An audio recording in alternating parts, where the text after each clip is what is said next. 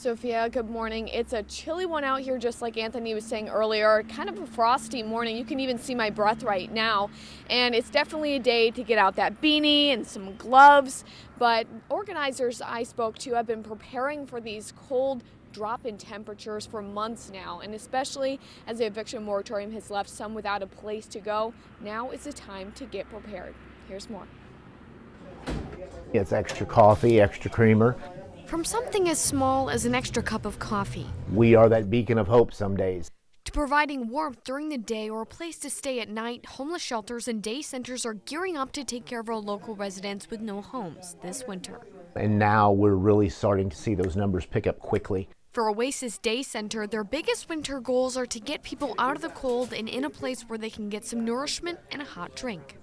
It's the same things that when we all get ready for winter, we think about. They provide tactical items to combat the cold because many will still be sleeping on the streets. Those warm jersey work gloves or those mini gloves, hats, scarves, hand warmers. I could go on just to think about the things that you need. For women and children with no homes in Decatur, there's only one emergency shelter. Ladies come to us sometimes still drug addicted, and as long as they're coherent and all of that, we're going to let them in.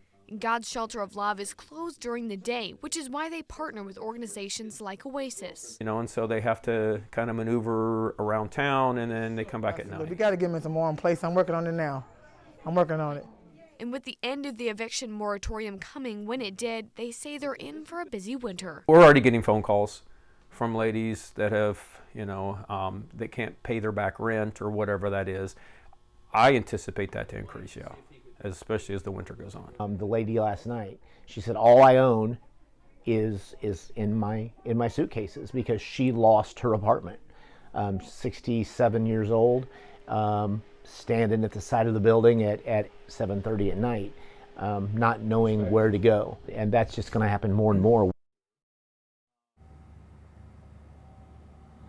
Now, some ways you can help. God's Shelter of Love says you can keep some baggies in your car with gloves, hand warmers, that kind of thing to give out if you do see someone who is vulnerable in the cold. Other than that, Oasis is looking for donations of thick socks, hats, gloves, all that kind of stuff. Like he said, think about things you would want in this winter cold.